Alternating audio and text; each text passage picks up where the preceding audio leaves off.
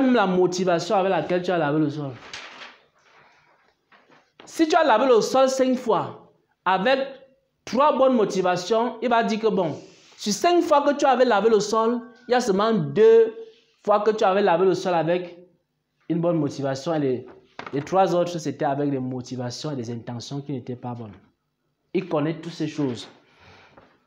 Et à la fin, il décide que je serai avec telle personne ou alors il décide que je vais me séparer de telle personne. Et voici la décision. C'est pourquoi, au verset 24, il a envoyé cette extrémité de la main qui a tracé cette écriture. Et voici, l'écriture a été tracée, comptée, comptée, pesée et divisée. Et maintenant, on lui dit ceci. Compter signifie que Dieu a compté ton règne, il a mis fin. Peser signifie que il t'a pesé sur la balance et tu as été trouvé léger. Et diviser, ça veut dire que ton royaume sera divisé, c'est-à-dire la décision que Dieu va prendre. Alors, voici ce que le Seigneur m'a fait comprendre et c'est ça le plus important ici. C'est que si nous savons donc que avant que Dieu ne fasse quelque chose, avant que Dieu ne décide en bien ou en mal, il compte, il pèse, il mesure. Qu'est-ce que le chrétien lui doit faire? Je pose cette question à l'Assemblée.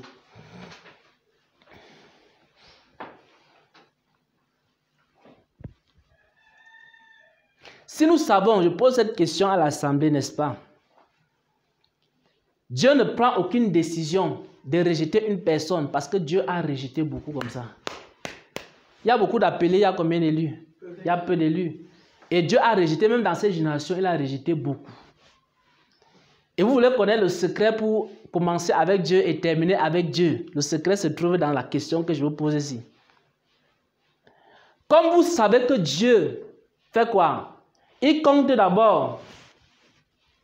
Il pèse d'abord et il mesure avant de prendre une décision. Qu'est-ce que le chrétien, lui, peut faire? Voilà la question que je pose à l'Assemblée. Si c'est à quelqu'un qui est... Bien sûr, c'est pas, ça veut dire quoi concrètement?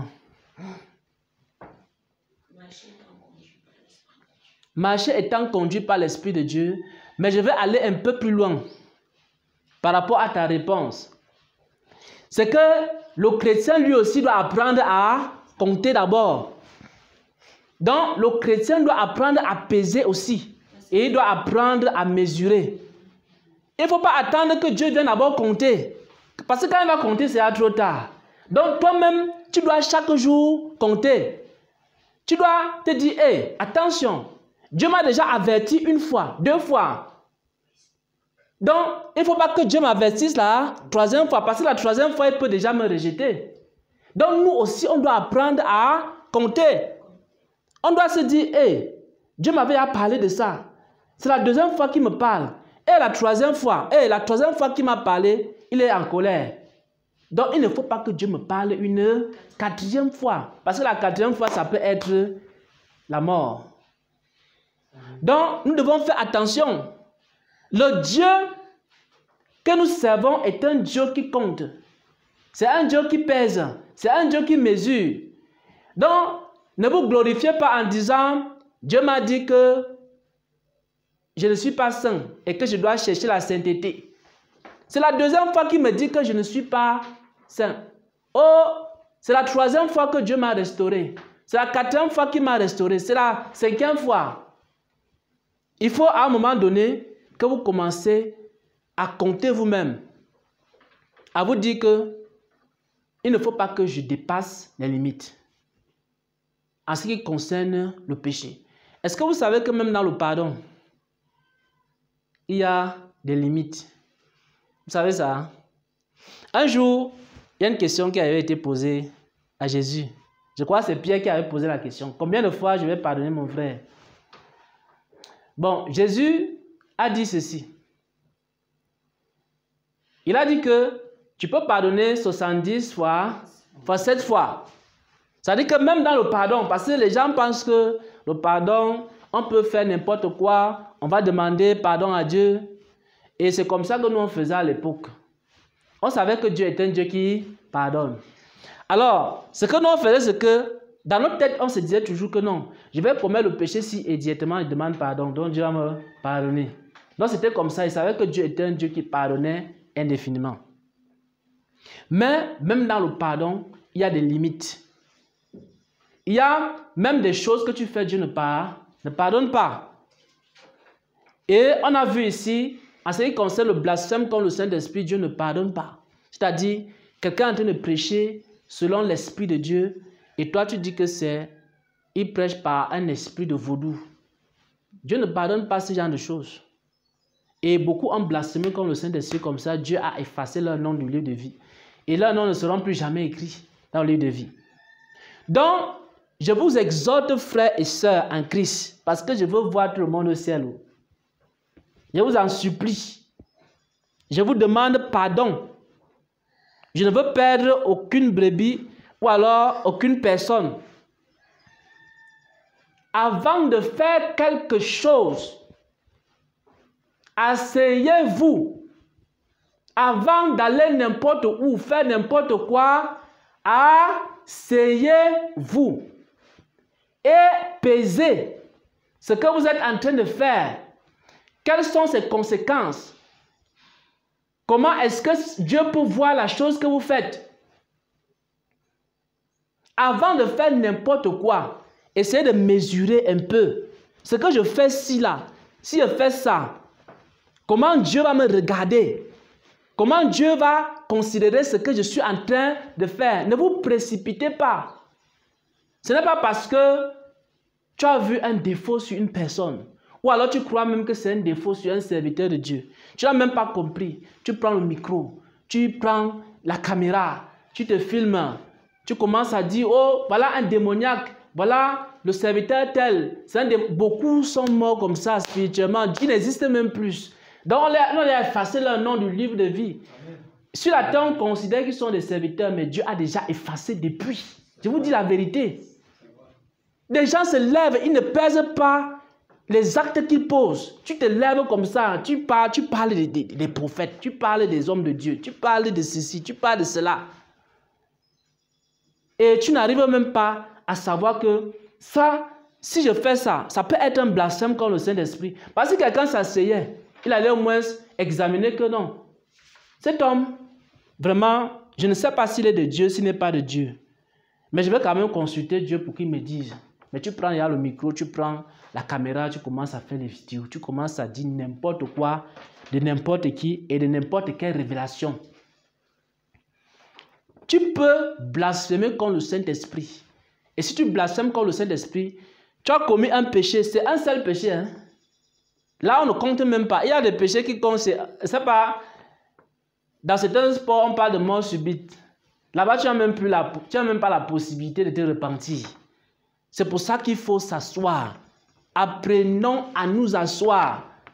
Apprenons à prendre du temps dans la présence de Dieu. Avant de prendre des décisions. Avant de monter, avant de descendre. Asseyons-nous. Examinons. Essayons de peser. Essayons de calculer. Essayons de nous dire que ça, c'est quelque chose qui peut être grave. Il y a des églises, par exemple, vous allez voir des hommes de Dieu commencer à avoir des rapports avec les sœurs de l'église. Quand un homme de Dieu décide de faire ce genre de choses, si Dieu était avec lui, parce qu'on appelle ça les abominations. Si Dieu était avec lui, l'acte seulement qu'il a eu à poser là, Dieu peut simplement effacer son nom du livre de vie. Et c'est terminé pour lui. Comme ça s'est passé à Sodome et Gomorrhe, c'était les abominations qu'il faisait. Il y a aussi certains péchés volontaires. C'est-à-dire, péché volontaire, c'est quoi? Ce sont des péchés qui pèsent beaucoup. Hein? C'est-à-dire, tu restes comme ça, tu t'assois, tu dis, je vais faire mal à telle personne. Ce n'est pas que ça arrivait comme ça, que bon, tu devais dire, Tu ne devais pas insulter. Après, tu as insulté, tu as demandé pardon. C'est que tu sors de chez toi à la maison comme ça. Tu dis qu'il y a culte à 11h. Et après, à 11h30, on va commencer la prière. Bon, la prière, c'est le serviteur Xavier qui va diriger la prière. Donc, quand il va diriger la prière, je veux faire telle chose pendant qu'il est en train de diriger la prière. Donc, tu conçois un plan dans ta tête. Donc, tu pêches volontairement. Ce n'est pas quelque chose qui est arrivé spontanément pendant qu'on était en train de prier. Donc, toi, tu dis que je vais aller le déranger simplement. Ça, c'est ce qu'on appelle les péchés volontaires. Le péché volontaire, c'est que tu t'assois aussi, connaissant très bien que le vol est une mauvaise chose. Tu conçois comment aller voler. Et tu vas aller voler où? Tu vas voler, même dans la... Il y a des gens qui volent même dans la maison de Dieu. Oui. Il y a des gens qui arrivent à l'église. Dans sa tête, c'est que, comme on pose les téléphones à gauche, à droite, il y a quelqu'un qui a un téléphone Android et c'est Tecno Camon 15. Il a déjà convoité. Pendant que vous êtes en train de prosterner, en train d'adorer comme ça, oh Seigneur, nous t'adorons, il est en train de regarder, il a déjà posé le téléphone, où là, il regarde. Quand tu te lèves maintenant, tu vois que le téléphone a disparu. On a vu ça dans les églises. Des gens qui volent, ils viennent voler dans la maison de Dieu, ils volent les téléphones, ils volent les objets, les sacs, l'argent dans la maison de Dieu. Ça, c'est des péchés graves. Que lorsque tu commets ces choses-là, c'est comme le péché de Belchassar. Et ce qui est sûr, c'est que même si ton nom était écrit dans le livre de vie, on va effacer ton nom. Il y a aussi d'autres types de péchés. C'est lorsque dans ton cœur, il n'y a plus la place pour Dieu. Ça, c'est le péché d'Ananias et Saphira. Donc, il faut faire attention. Il ne faut pas vivre en mettant Dieu de côté. Jusqu'à ce que vous n'avez même plus aucun temps pour Dieu. Il n'y a plus aucune place pour Dieu dans vos vies. Tu sais que les hommes doivent chercher le travail. Ils doivent chercher de quoi se nourrir, de quoi se vêtir. Ils sortent le matin à 6h. Ils rentrent à 18h, 19h, 20h parfois. Mais, quelle que soit l'activité que tu peux faire dans la vie, même si c'est l'œuvre de Dieu, il ne faut pas que tu fasses cette activité au point où tu n'as même plus de la place pour Dieu dans ta vie. Quand Dieu ne trouve plus de place dans ton cœur, il va vivre où? Supposons que notre cœur, c'est comme cette maison. Et puis maintenant, on invite Jésus. Mais maintenant, toutes les chaises sont occupées. La chaise est occupée par l'idolâtrie. L'autre chaise est occupée par quoi? Par le divertissement. L'autre chaise est occupée. Donc, toutes les chaises sont occupées dans ton cœur. Maintenant, tu invites Jésus. Il va venir s'asseoir où? Parce que ton cœur est rempli de toutes ces choses. Donc, c'est aussi l'une des choses qui pèse beaucoup aux yeux de Dieu. Et Dieu considère qu'il n'a même plus de place où il peut habiter en toi. C'est pour ça que de tels péchés également, Dieu peut effacer ton nom dans le livre de vie. Et on a également des blasphèmes. C'est pourquoi nous allons lire 2 Corinthiens 13, verset 5, et c'est par là qu'on va terminer. 2 Corinthiens 13, verset 5. Si quelqu'un a la Bible, il l'ouvre, parce qu'on n'a pas écrit ça dans le document. 2 Corinthiens 13, verset 5. 2 Corinthiens chapitre 13, verset 5. Je lis au nom du Seigneur. Examinez-vous vous-même pour savoir si vous êtes dans la foi. Éprouvez-vous vous-même. Ne reconnaissez-vous pas que Jésus-Christ est en vous, à moins peut-être que vous ne soyez reprouvés. Amen. Amen. Voilà le conseil de l'apôtre Paul. Paul donne le même conseil que je suis en train de donner aujourd'hui. Vous voulez terminer votre course dans la vérité, il faut que vous compreniez ce que Paul vient de dire et que la sœur vient de lire tout à l'heure. Ce qu'il a dit aux Corinthiens, dans 2 Corinthiens 13, verset 5, il dit « Examinez-vous vous-même. » Ne laissez pas que Dieu vienne maintenant vous dit une deuxième, une troisième, une quatrième fois que vous devez vous conformer, vous devez faire telle ou telle chose. Apprenez chaque jour à vous examiner. Chaque jour, tu t'examines. Est-ce que ce que je fais, c'est conforme à ce que Dieu attend de moi? Le Seigneur m'avait donné telle instruction. Il m'avait donné telle autre instruction. Telle autre instruction. N'attends pas qu'il te dise que, Esther, où sont mes révélations? Où sont les prières? Où sont ceci? Où cela? Il faut que toi-même, chaque jour, tu regardes. Voici ce que Dieu m'a demandé de faire. Et voici ce que je suis en train de faire. Est-ce que ce que je fais et ce que Dieu m'a demandé de faire, c'est la même chose? Et comme ça, tu t'examines toi-même. Et quand tu vas t'examiner, Dieu ne va jamais t'appeler rebelle. Parce que chaque fois, tu seras en train toi-même de veiller sur tes pas, de veiller sur ta vie. Et chaque jour, tu regardes. Bon, Dieu m'avait dit de faire telle chose. Il m'avait dit souvent de nettoyer l'église. Tu regardes. Est-ce que je suis en train de nettoyer l'église? Dieu m'avait dit, par exemple, de mettre de l'ordre dans mon foyer, dans ma vie, dans ma famille. Est-ce que tu es en train de mettre de l'ordre dans ta famille? N'attends pas que Dieu te rappelle une première fois. Est-ce que tu as mis de l'ordre dans ta famille? Une deuxième fois, il te rappelle. Est-ce que tu as mis de l'ordre dans ta famille? Parce que la troisième fois, il ne va même pas t'appeler, il va seulement te quitter. Voyez un peu. Donc, mais si quelqu'un s'examine lui-même, constamment il est en train de se regarder, est-ce que je fais les choses? Dieu ne va jamais te dire rebelle. Il ne va jamais même t'avertir. Il y a des gens que Dieu les avertit rarement. Il y a des gens que Dieu les avertit rarement. Il y a des gens que Dieu les avertit tous les jours. Et chaque jour, oh ma soeur, ma copine, Dieu m'a averti aujourd'hui. Dieu m'a dit que vraiment, je n'ai pas beaucoup médité. Hein. Et quand j'ai vu maintenant, dans le songe que je n'ai pas beaucoup médité, j'ai vu comment j'étais poursuivi par les démons, par les esprits. Vraiment, Dieu est bon, il aime avertir, il avertit beaucoup. Voyez un peu, c'est ce qui se passe dans la vie des chrétiens. Il est content, Dieu m'a averti. Voyez un peu. Mais si toi-même, tu veilles sur toi-même, tu dis que le Seigneur m'a donné telle instruction, telle autre instruction, tu notes ça quelque part, dans un cahier, et peut-être chaque soir ou chaque semaine, parce que ce que moi je fais souvent, c'est en fin de semaine, j'essaie un peu de regarder, j'essaie d'examiner. Même quand je fais les retraites de 7 jours, 21 jours, c'est pendant cette période-là que je regarde donc globalement tout ce qu'il a eu à me dire depuis même le début du ministère.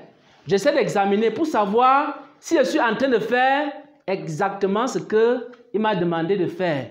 Quand je fais comme ça,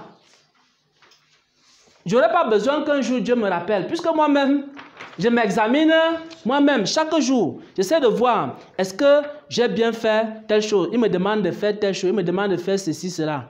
Est-ce que les œuvres que je fais, est-ce que les activités que je mène, c'est en conformité avec le plan de Dieu?